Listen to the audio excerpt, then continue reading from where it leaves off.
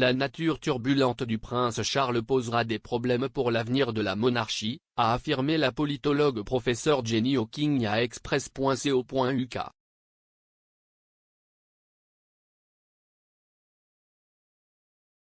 Cette semaine, le prince de Galles a averti qu'il n'y a pas un instant à perdre dans la lutte contre le changement climatique, et que le monde était au bord d'une catastrophe environnementale. Charles a comparé la menace existentielle du changement climatique à celle de la guerre nucléaire pendant la crise des missiles de Cuba. Dans un essai écrit pour une publication américaine, Charles a ajouté qu'il espérait que la nouvelle année marquerait un nouveau départ dans les efforts de l'humanité pour lutter contre le changement climatique.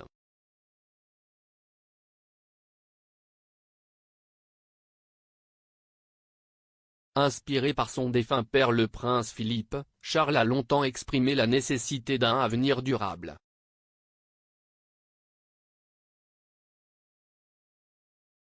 Il a également appelé à un pied de guerre lors du sommet sur le climat de la 26 Pesos colombien de l'année dernière à Glasgow, avant la publication de son essai Newsweek, où il a insisté sur le fait qu'une vaste campagne de style militaire était nécessaire pour aider à mobiliser le monde des affaires pour lutter contre le climat. Crise.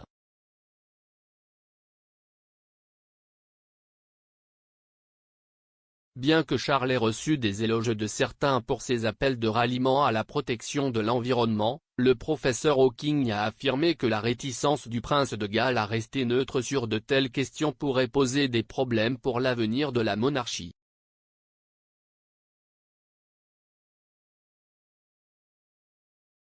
S'adressant à Express.co.uk, le professeur Hawking, qui fait partie du comité national du mouvement républicain australien, a déclaré « avoir pour coexister au sein d'une structure parlementaire ».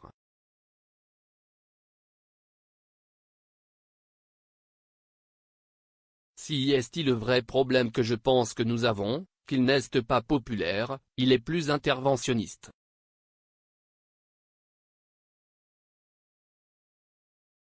Je pense qu'il est considéré comme un individu plus turbulent que la reine et cela pose des problèmes pour la monarchie à venir.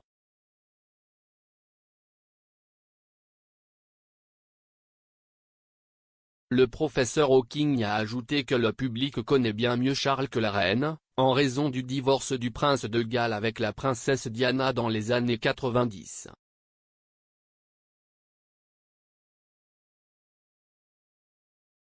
Diana et Charles se sont séparés en 1992 après que la nouvelle de leur incompatibilité et de leur infidélité soit devenue publique.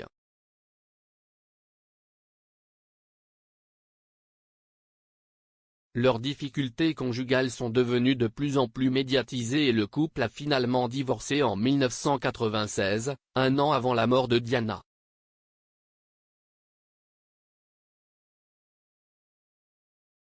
Le professeur Hawking a ajouté que le fait que nous en sachions autant sur la vie personnelle de Charles est un problème pour la monarchie.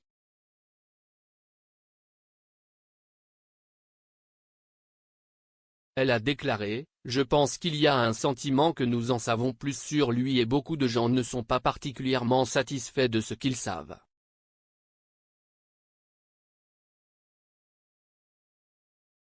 En particulier le bouleversement de son mariage, la mort de Diana, ainsi que la façon dont il a été ce que vous pourriez appeler un prince intrusif.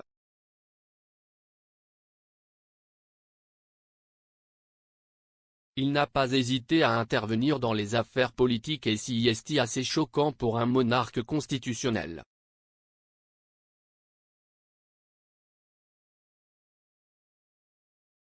Le nœud d'une monarchie constitutionnelle, ce qui la rend plus confortable avec une démocratie libérale à travers le système de Westminster, is that, un monarque constitutionnel est censé n'avoir aucun pouvoir politique.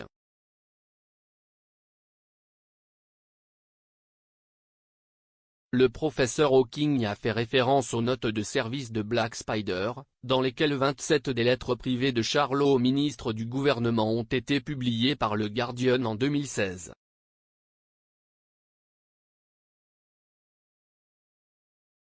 Certains critiques ont affirmé que les lettres étaient des preuves des ministres pétitionnaires héritiers sur des sujets tels que la chasse, les thérapies alternatives et la guerre en Irak.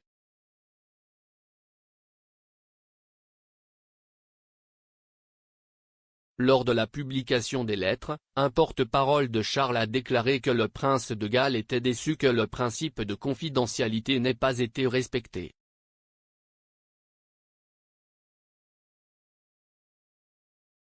Le porte-parole a ajouté que Charles ne peut qu'entraver sa capacité à exprimer les préoccupations et les suggestions qui lui ont été faites au cours de ses voyages et de ses réunions.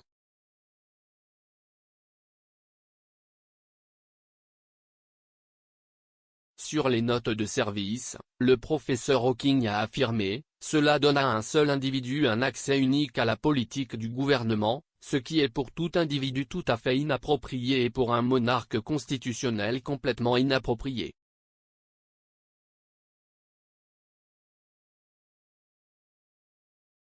Il a été assez franc à bien des égards au sujet de ses déclarations publiques sur des questions politiques, par exemple la plus récente sur le changement climatique, ou certaines questions environnementales ou culturelles.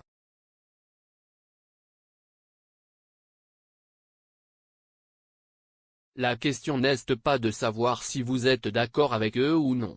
La question, est-ce qu'un monarque constitutionnel devrait faire ces déclarations particulières ?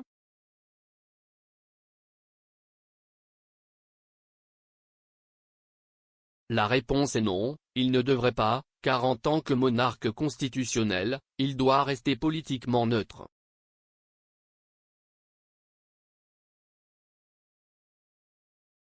Cependant, le prince Charles a insisté sur le fait qu'il ne serait pas un monarque intrusif, déclarant à un documentaire de la BBC de 2018 intitulé Prince, fils, héritier, Charles a 70 ans qu'il n'était pas si stupide.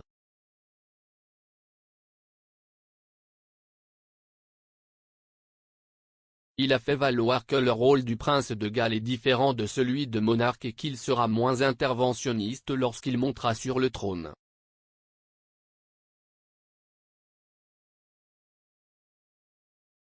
Il a déclaré « J'ai essayé de m'assurer que tout ce que j'ai fait n'était pas partisan d'un parti politique.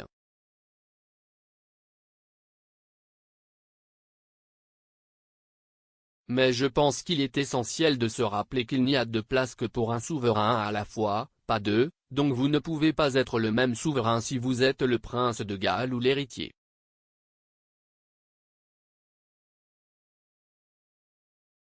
Mais l'idée que je vais continuer exactement de la même manière si je dois réussir est un non-sens complet, parce que les deux situations sont complètement différentes.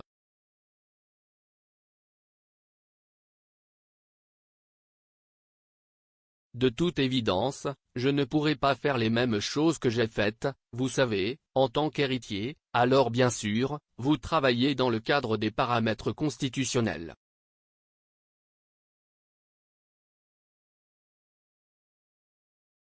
Lorsqu'on l'a poussé sur les inquiétudes des gens qu'il continuerait de la même manière, il a dit « Non, je ne le ferai pas. Je ne suis pas si stupide, je me rends compte que c'est un exercice distinct d'être souverain.